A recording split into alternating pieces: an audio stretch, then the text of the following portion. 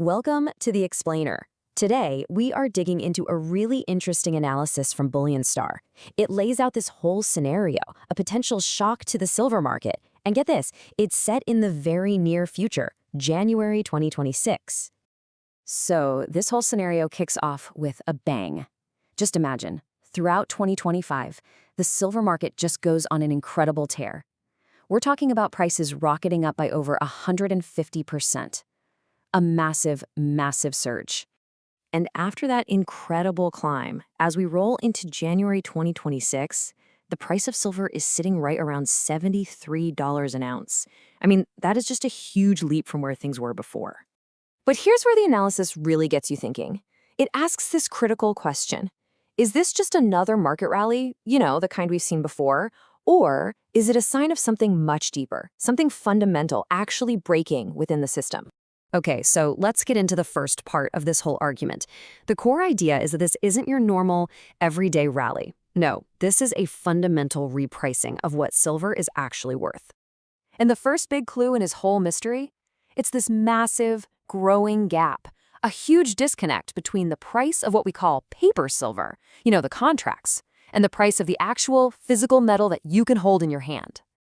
Now, to really wrap our heads around this, we need to know what a market premium is. It's actually pretty simple. It's just that extra amount, the extra cash people are willing to fork over for a physical silver bar or coin on top of the official spot price that's set by those big paper markets. Okay, so the analysis points to one place where this whole disconnect is just impossible to ignore: China.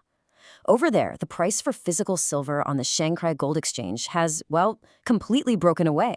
It's treating way, way higher than the paper prices being set in the West. And here's the thing, it's not just China. This is a global story.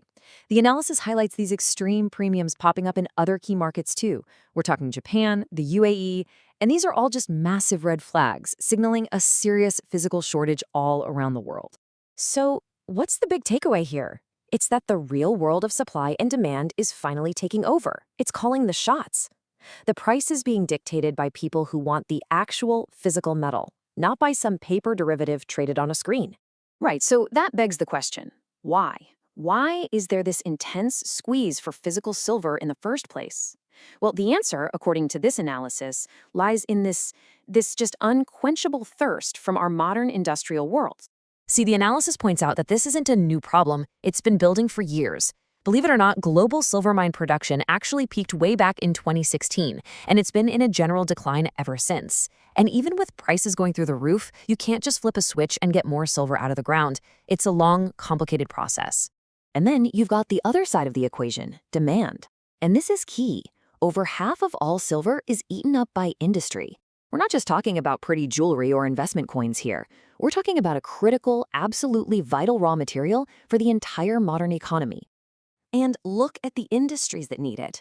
These are the cornerstones of our future. Solar panels, electric vehicles, AI infrastructure, data centers, they all have to have silver. The source uses this great term, price inelastic demand. It basically means these industries have to buy it, period, no matter the cost. And here's the kicker. They consume it. It gets used up, effectively disappearing from the market forever. So you've got this widening gap, right? Physical supply is struggling and industrial demand is just relentless. And this gap, it exposes what the analysis says is the single most underappreciated risk in the whole market, the fragility of so-called paper silver. And listen, it is so important to get the difference here. Paper silver, think ETFs, futures contracts, that's just a claim on silver. It's a promise. And that promise comes with risk, what we call counterparty risk. But physical silver, that's the real deal, the actual metal. No middleman, no risk of someone else failing to deliver. All right, let's zoom in on this for a second. Let's talk about one of the most popular ways people get exposure to silver: exchange-traded funds, ETFs. The argument here is that their complex machinery, the inner workings, can really start to sputter and break down when they're put under the pressure of a real, genuine physical shortage. The analysis actually lays out this potential chain reaction, like dominoes falling. First, physical silver just gets really scarce and expensive. Then the big banks, the ones that actually run the ETFs, they can't get their hands on enough metal to back the shares. And what happens then? Well, they might be forced to just stop redemptions altogether. Or maybe they just pay you out in cash. The ETF shares might still trade on the market, but that core promise, the idea that they're backed by real silver, that link would be broken. And there's this quote from the article that just nails it. This is how paper markets break, not through a single dramatic default, but through gradual loss of credibility. It's not some big, sudden crash. It's more like a slow, creeping erosion of trust as the actual physical metal just drains away from the paper markets, flowing to whoever is willing to pay those high premiums for the real thing. Okay, so where does this all leave us? What's the final verdict from this analysis? After we've connected all these different dots, what does it all mean for the future of silver? Well, when you lay all the clues out on the table, you've got the crazy high premiums, the supply problems, that relentless industrial demand, and the shaky foundation of paper products. It all points to one thing: a silver market that is under what the analysis calls severe structural strain. Ultimately, the article frames this whole situation as a kind of make-or-break moment. It's a real credibility test for the paper silver markets.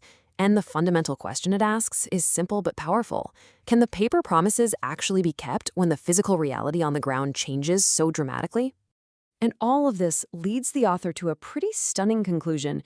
In this kind of scenario, a silver price blowing past $100 an ounce in 2026, well, it's not painted as some wild speculation. No, it's presented as a totally plausible consequence of all these powerful underlying structural issues finally bubbling up to the surface.